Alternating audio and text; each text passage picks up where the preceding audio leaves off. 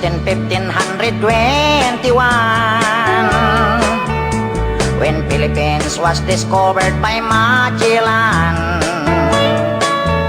They were sailing day and night across the big ocean until they saw a small Limasawa Island. Magellan landed in Limasawa at noon. The people met him very welcome on the shore. They did not understand the speaking they have done, because Kastila get at waray-waray man.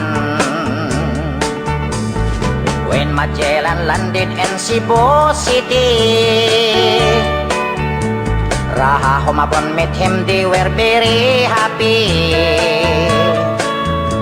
All people were baptized and built the Church of Christ, and that's the beginning of our Catholic life. When Magellan visited in Mactan to Christianize them everyone, but Lapu-Lapu met him on the shore and dragged Magellan to go back home. Then Magellan got so mad, ordered his men to come up lads. Mactan Island we could not grab, cause Lapu-Lapu is very hard.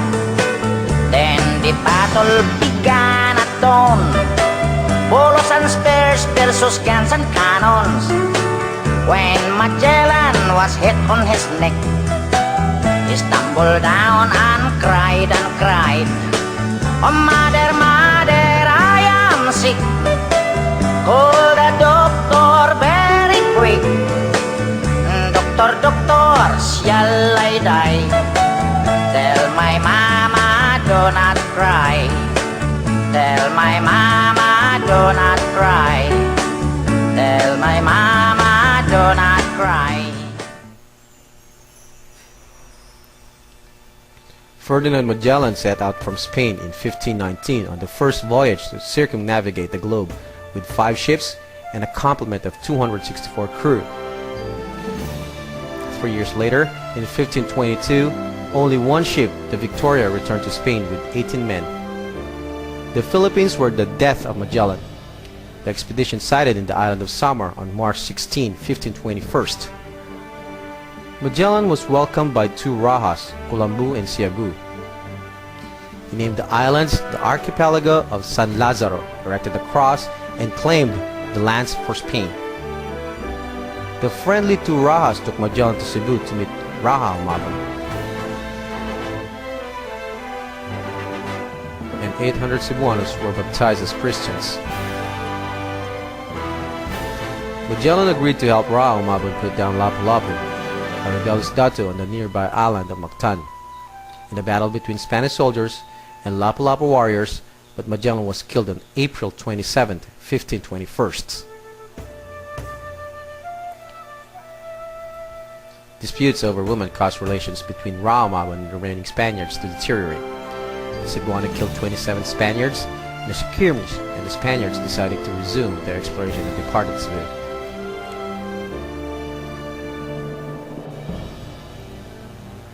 More than 4 centuries ago, a hero by the name of Lapu-Lapu successfully defended the country from domination for the very first time. It's almost 500 years ago since the Battle of Mactan. More popularly known as the battle between Lapu-Lapu and Ferdinand Magellan, was the first demonstration of the Filipino natives' resistance to foreign conquests. Unlike the other chiefs, Lapu-Lapu did not embrace the idea presented by the Spaniards. He was disturbed when he heard of the activities of Magellan and how the Spaniards easily succeeded in converting the natives to Christianity and were made to swear alliance to Spain. What bothered him most were the abuses committed by Spaniards against the women. Upon knowing that Lapu-Lapu resistance would be the hindrance to their goals, Magellan decided that there was indeed a need to use force against Lapu-Lapu.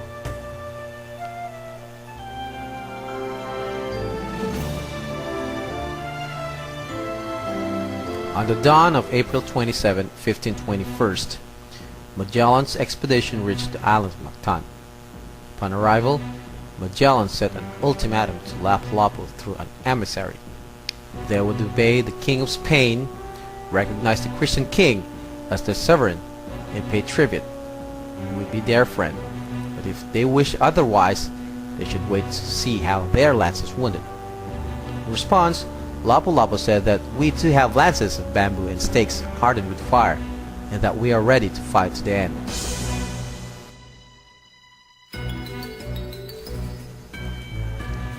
Lapu-Lapu was well prepared after the war.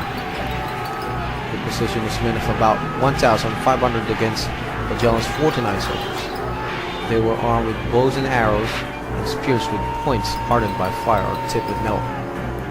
At the beginning, Magellan thought of his coming fight with Lapu-Lapu as a sort of an exhibition to show the natives of the Spaniards' fighting skills. He had underestimated the capabilities of the natives, for he had undergone so many battles in other places.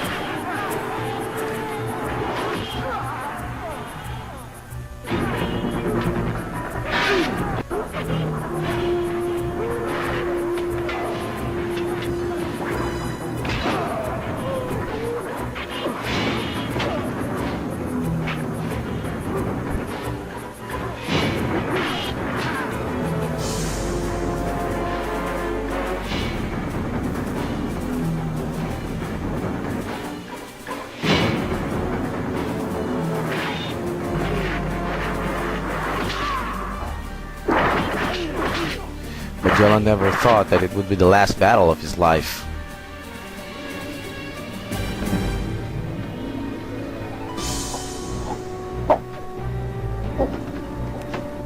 In honor of Lapu-Lapu, the town of Papan on Mactan Island in Cebu Province was renamed to Lapu-Lapu City. An early church of Lapu-Lapu has been seen near the shoreline facing Mandaue City. At present, the heroism of Lapu-Lapu is commemorated through the celebration of Lapu-Lapu Day in the province of Cebu on the 27th of April of each year. May the name Lapu-Lapu remind us more of the gallantry of our heroic ancestor, instead of the similarly named fish that we eat today.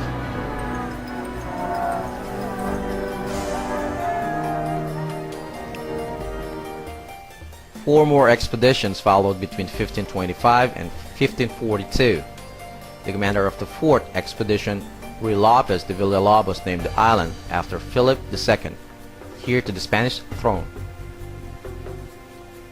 The Philippines was not formally organized as a Spanish colony until 1565, when Philip II appointed Miguel Lopez de Legazpi, the first governor-general.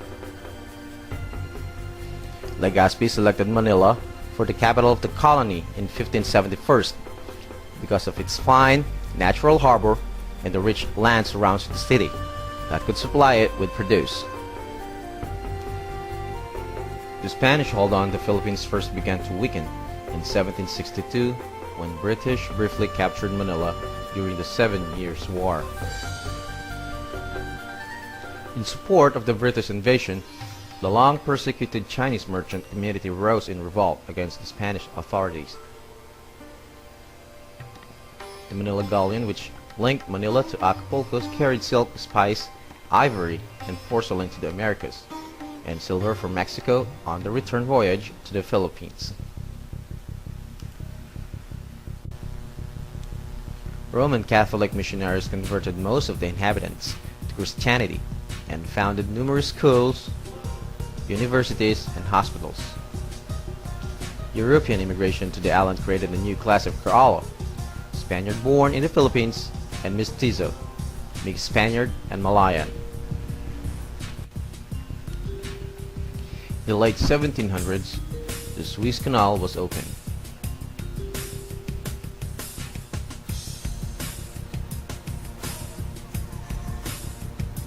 That improved the time travel between Spain